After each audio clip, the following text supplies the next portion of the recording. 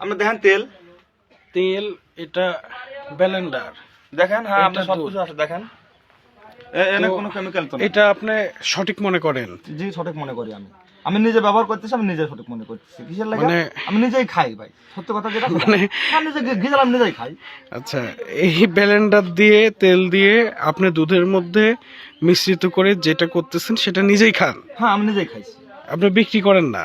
বিক্রি করে না। আচ্ছা, মানে এইটা আপনি সঠিক মনে করতেছেন? না সঠিক আপনার সেরকম কাছে? না, সঠিক সেটাও না, খুব একটা সঠিক না, কারণ এটা তো আসলে অবৈধ। আচ্ছা,